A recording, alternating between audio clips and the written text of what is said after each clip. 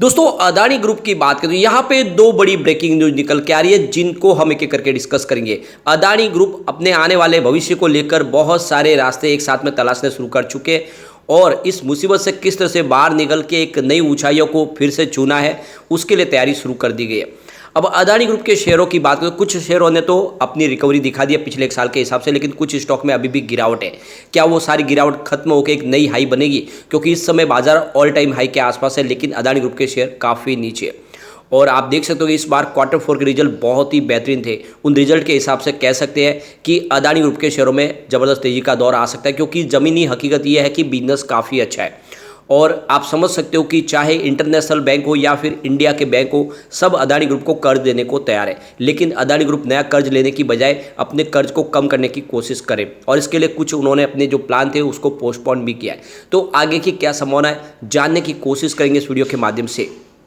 लेकिन फ्रेंड उससे पहले अगर आप पहली बार हमारे चैनल पे आए तो चैनल को सब्सक्राइब कर दीजिए, एक बेल आइकॉन दबा दीजिए ताकि जब भी नया वीडियो बने पहला नोटिफिकेशन आपको मिले। वीडियो पसंद आए तो लाइक शेयर जरूर कीजिए। चलो फ्रेंड्स वीडियो स्टार्ट करते हैं। मैं हूँ आपका दोस्त एस बी दवे और हमारे अपने चैनल ऑनलाइन कमाई में आपका बहुत बहुत स्वागत है। सबसे पहले हम Adani ports and special economic zone की बात करें तो स्टॉक की क्लोजिंग फ्राइडे को 734 पर रही थी।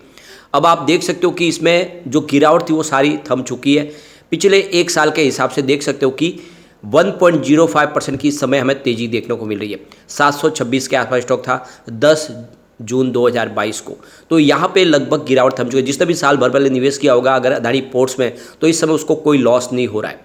अगर हम बात करें अदानी इंटरप्राइजेस की तो आप ये देख सकते हो कि स्टॉक की क्लोजिंग 2454 पर रही और पिछले एक साल के हिसाब से स्टॉक इस समय 11% का पॉजिटिव रिटर्न दे रहा है, यानी 2200 के आसपास स्टॉक था 10 जून को। तो इस हिसाब से देखें तो जिसने भी अदानी इंटरप्राइजेस में निवेश किया होगा उसको इस समय लॉस की बजाय 10% का प्रॉफिट देखने को मिल रहा है। तो यहाँ पर जिसने भी निवेश किया उसको बेनिफिट ही मिल रहा है। लेकिन अदानी ग्रीन एनर्जी लिमिटेड की बात करें तो स्टॉक की क्लोजिंग 962 पर रही, जहाँ पे देख सकते हो कि पिछले एक साल के हिसाब से अभी भी 45% का निगेटिव रिटर्न मिल रहा है। स्टॉक देख सकते हो कि 1700 के ऊपर था, इस समय देख सकते हो एक तरह से देखें तो आधी कीमत में इस समय स्टॉक मिल रहा है उस लेवल से। और यहाँ पे इस वजह से देखें तो अभी भी अदानी ग्रीन एनर्जी में जिसने निवेश किया उसको लॉस हो रहा है, लेकिन निचले लेवल से जिसने खरीदारी की उसको जबरदस्त रिटर्न मिला, वहाँ से लगभग स्टॉक दुगुना हो चुका है।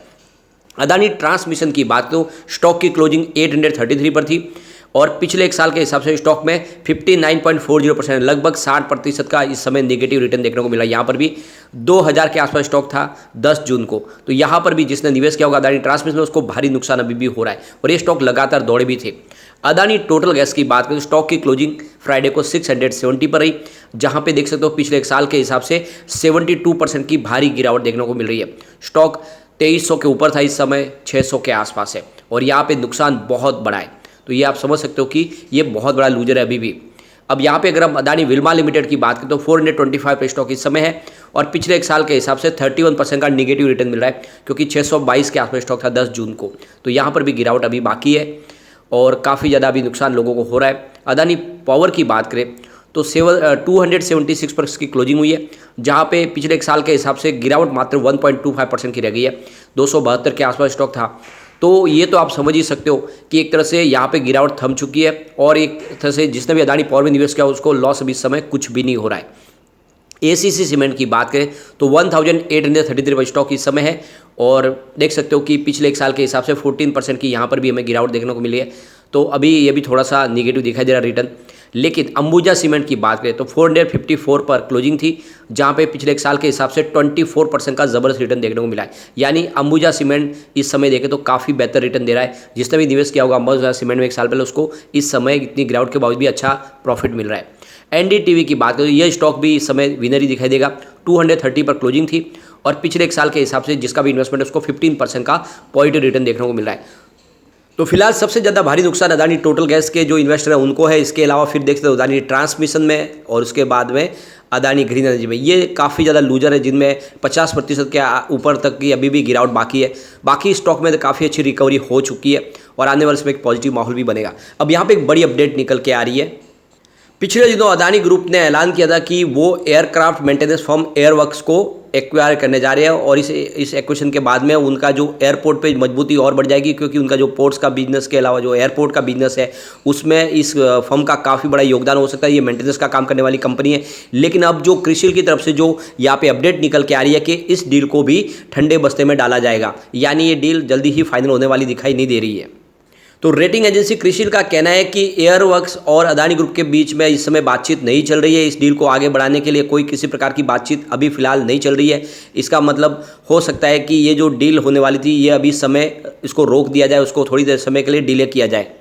तो अदानी ग्रुप 400 करोड़ रुपीज़ में इस एयरवर्क्स कंपनी का अधिग्रहण करने जा रहे थे, लेकिन अभी ये जो रिपोर्टें निकल के आ रही है कि ये डील अब डिले हो जाएगी।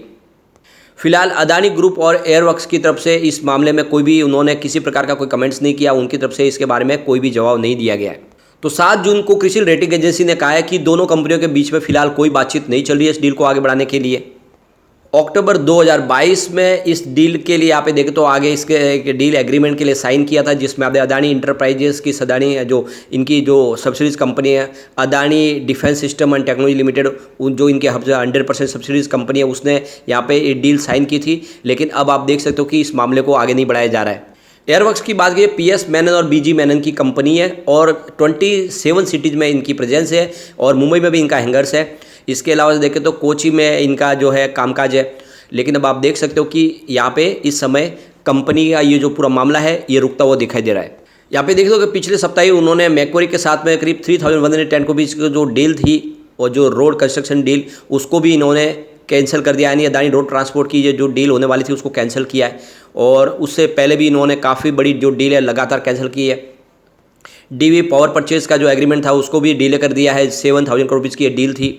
और इसके अलावा देखें और भी कुछ डील है जिनको इस समय रोका गया है और इसके पीछे सबसे बड़ी वजह फंड। इस समय अदानी ग्रुप अपने फंड को लेकर काफ़ी ज़्यादा विचार विमर्श कर रहे हैं कि किस तरह से जो बिजनेस है उसको आगे बढ़ाया जाए और पुरानी डील है उसको जो ऑलरेडी जो ऑनगोइंग डील है उसी को आगे बढ़ाया जाए, नई डील में किसी प्रकार से एंट्री न की जाए।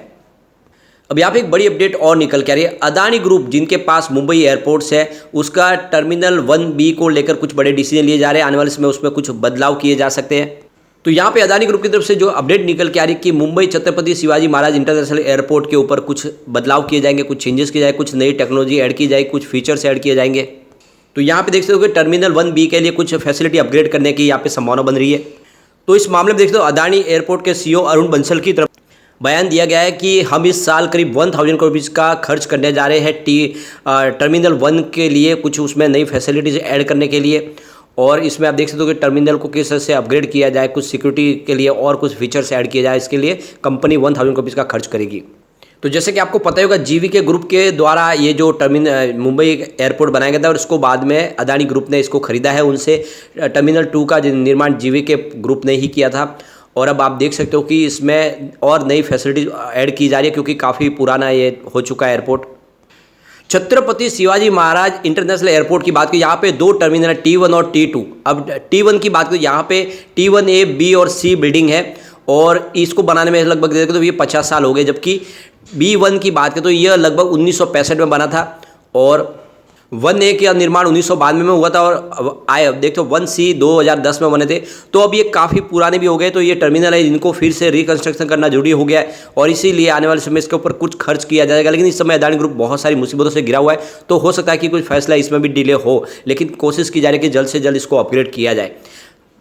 दूसरी तरफ अदानी ग्रुप अपने ग्रीन बॉन्ड्स बेचना चाहते हैं जिसके माध्यम से फंड रेज करा जाए ताकि अपना जो कर्ज है उसको चुका दे। तो इस समय जो उनकी प्लानिंग चल रही है कि ग्रीन बॉन्ड्स के जरिए 3 कंपनियों से करीब $2 अरब का फंड रेज करेगी और उस फंड्स के माध्यम से जो अपना जो बॉन्ड्स का जो फंड मिलेगा उससे वो अपना जो कर्ज है उसको रिप्लेस करेंगे, यानी पुराने कर्ज वो चुकाने की कोशिश करेंगे और इससे आने वाले समय अदानी ग्रुप को काफ़ी बड़ी राहत मिल जाएगी। तो कोशिशें बहुत सारी की जा रही है जिसका पॉजिटिव इफेक्ट देखने को जरूर मिलेगा।